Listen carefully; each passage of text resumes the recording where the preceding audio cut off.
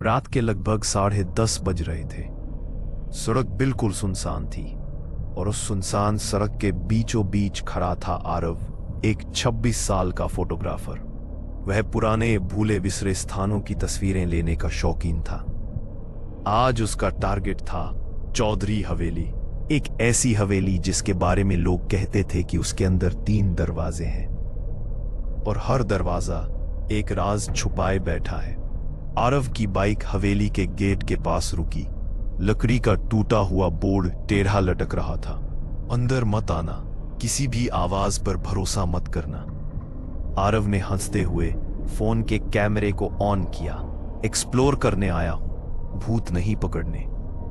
हवेली के अंदर घुसते ही उसे अजीब सी ठंड महसूस हुई, जैसे कोई सांस रोककर उसे देख रहा हो। दीवारों पर उखड़ी हुई पेंट, टूटी खिड़कियां और कोनों में जालों की मोटी परतें। हवा भी अंदर किसी अनजानी दिशा से बह रही थी।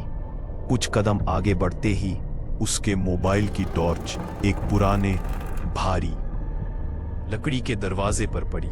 दरवाजे पर उकेरा हुआ था, पहला दरवाजा सिर्फ वही खोल सकता है जिसने कुछ खोया हो। आरव ने दरवाजे को हल्के से धक्का दिया। दरवाजे ने एक लंबी कराहती आवाज निकाली और खुल गया। अंदर एक लंबा कमरा था और बीचों बीच एक लकड़ी की झूला कुर्सी झूल रही थी, लेकिन कमरे में हवा बिल्कुल नहीं थी। आरव धीरे धीरे कदम बढ़ाता गया। कैमरा रिकॉर्ड कर रहा था। अचानक उसके पीछे से धप्प की आवाज आई। वह पलटा, कोई नहीं था।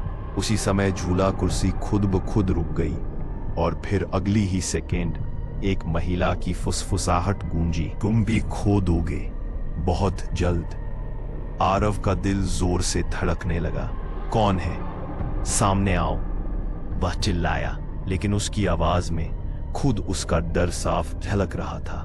दीवार पर टंगा हुआ एक पुराना धूल भरा फ्रेम हिलने लगा। आरव टॉर्च उस पर डाली। उसमें एक फैमिली फोटो थी, 3 लोग, एक आदमी, एक औरत और एक छोटा बच्चा। लेकिन जैसे ही टॉर्च उन चेहरों पर गई, फोटो में बच्चा धीरे धीरे मुस्कुराने लगा और फिर उसकी आंखें आरव की तरफ घूम गईं। यह क्या बकवास है? अचानक दरवाजा जोर से बंद हो गया। उसके फोन का कैमरा गड़बड़ाने लगा और रिकॉर्डिंग फ्रेम में वही बच्चा दिखाई दे रहा था, कभी पास कभी और पास। आरव ने दरवाजा खोलने की कोशिश की, लेकिन वह जाम हो चुका था। फिर कमरे के पीछे के अंधेरे में 2 चमकती आंखें उभरी।